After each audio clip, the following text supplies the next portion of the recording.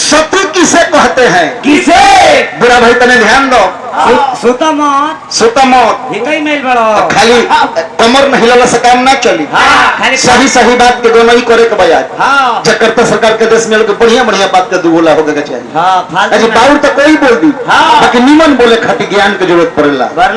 कहे के कैसे बाबूआ? कैसे? सती किसे कहते हैं? किसे? और पत्नी किसे कहते हैं?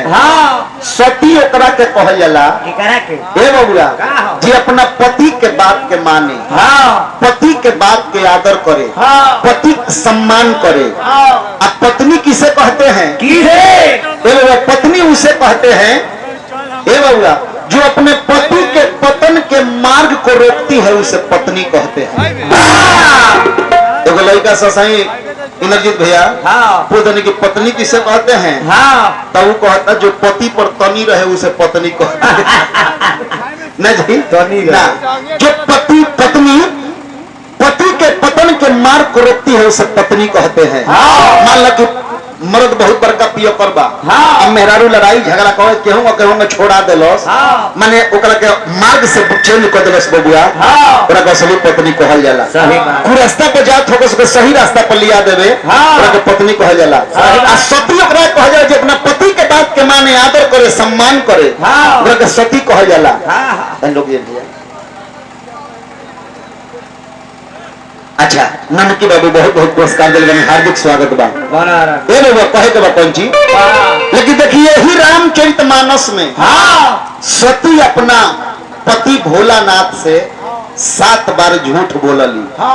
7 बार झूठ बोल बड़ी मानस में लिखल बा। तब उनका के सती कहल जाता। काहे कहल जाता?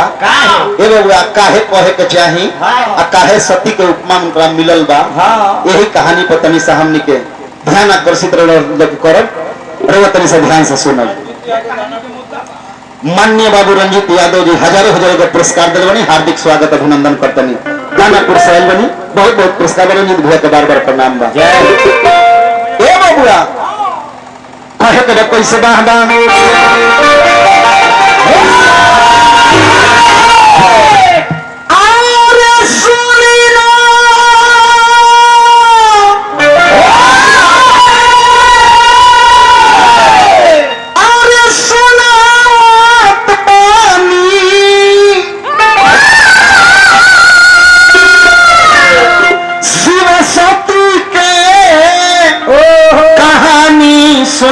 श्रोता ज्ञानी अरे पढ़ले बानी अरे तने गांग बतानी कि सुनिए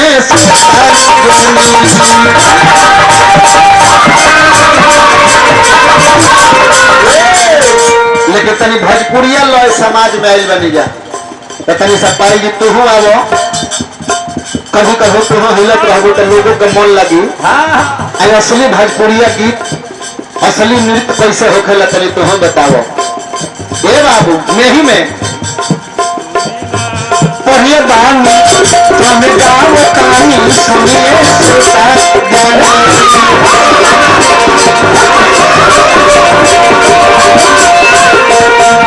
बेदवा पुरानो बेदवा पुरानो बेदवा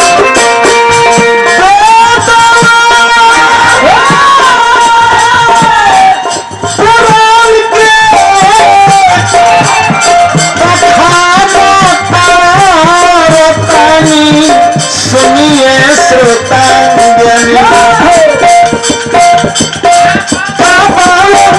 अब के कहानी सुनिए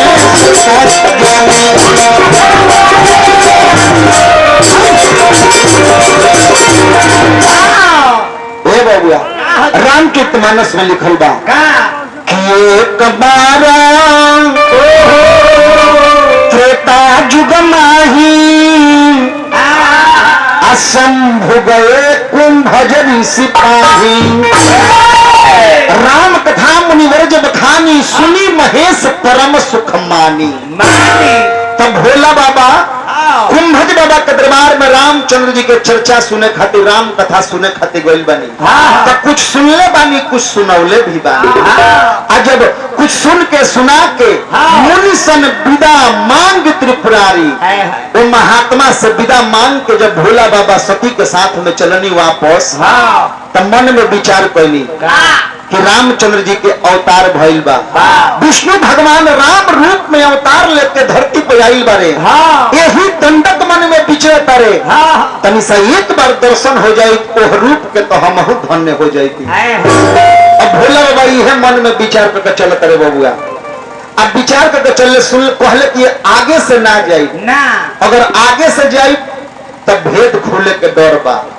यही से बबुआ भगवान श्री रामचंद्र जी सामने से आवतनी, वही समय में सीता जी के हरण हो गए रहे और राम लक्ष्मण दोनों भाई सीता जी के खोजत लो, कभी चिड़िया से, चुरुंग से, पेड़ से, पौधा से, यहाँ तक कि सूखल पतइयों से पूछत रहे लो कि सीता जी के देखल हो।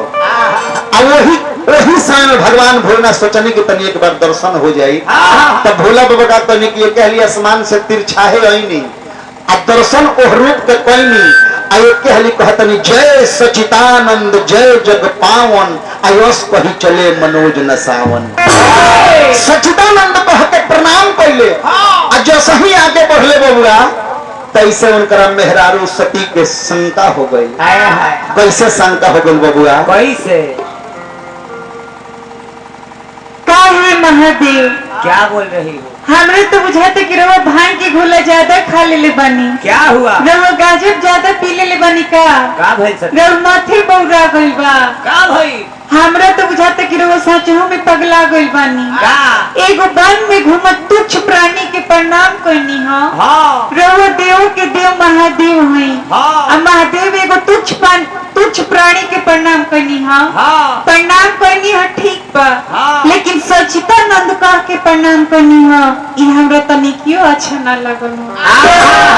भोला बाबा कहले कि ये सत्य बुझाता कि तू राम कथा बढ़िया से मैं खुद सुन ले। अरे भगवान हवे जकरा के हम दिन रात भजन करी ले, जकरा के भजी ले। राम हवे और उनका पर तू शंका करो तरू। शंका मत करो, बुझाता तू कथा में तहर मन ना लगत लो, हम बुझनी वही करी का और इष्ट देव भगवान श्री राम हुए। जब ही भगवान श्री राम रहते तो इनका मालूम ना रहती इनका मेहरारू सीता की चुरा के लेके गइल बा। भगवान भोलेनाथ बुझ गए कि शंका हो गई, आ शंका के कोनो इलाज नहीं थे। तो भगवान भोलेनाथ कहने की ये सती तो जो भी तहार होखत होखे इच्छा ये सती जाके ले लो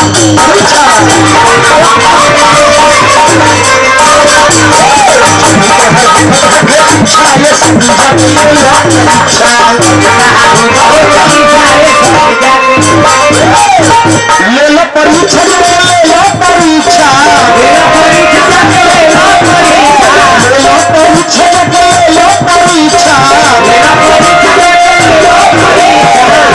हम यही जब बैठतनी आसन मार के तो परीक्षा लेके आओ तो हम तो हर करत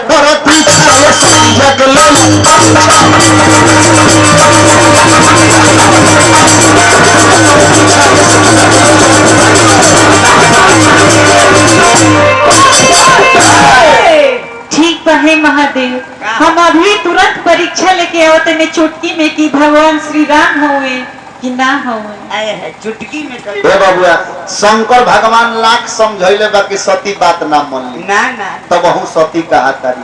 जे अपना पति के बात ना माने लेकिन सती कहे के चाहे ना लेकिन बात ना मान ली बबुआ। आ चल दली परीक्षा लेने खातिर और सोचली कि कैसे परीक्षा ली, छोटा मोटा परीक्षा लिखिए कहीं मजिस्ट्रेट चेकिंग कर दी और कोई बड़ी कौन ची बबुआ कि छोटा मोटा परीक्षा से काम ना चली, कहली मजिस्ट्रेट चेकिंग करे दो और कोई कौन ची बबुआ निर्गुण के भाव लगल बबुआ।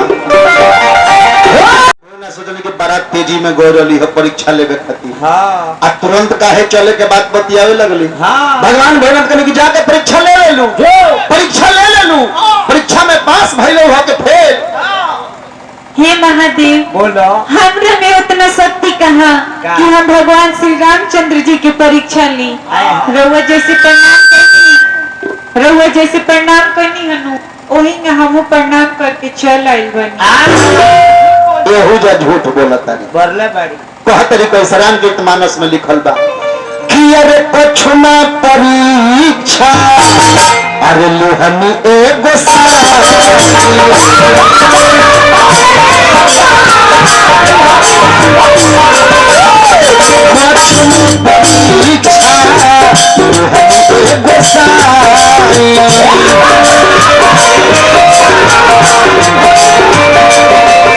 परीक्षा नहीं खेले कोई निपार नाम हम है कोई निपार नाम हम है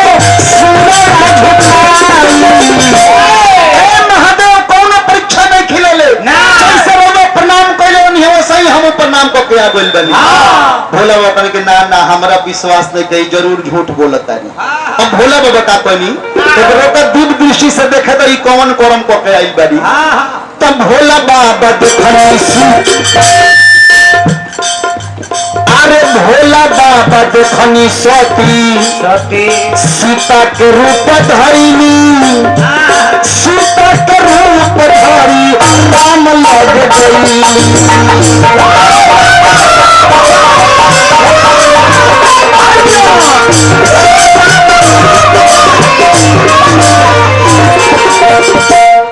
जब इतना ध्यान में देखनी कि रामचंद्र जी के परीक्षा लेने कर ले वो सीता का रूप धोके महादेव कहने की जा जा हमारा भक्ति के मिट जाई यदि अब ये रूप से हम पत्नी के भाव रखें तो हमारी भक्ति समाप्त हो जाएगी इस मन में संकल्प कैले शिव संकल्प किन्हीं मन माही यह तन सती भेंट अब नाही पैनी परानी तब पैनी परानी तब सतगुरु अरे कुछ न परीक्षा अरे लुहनी एगो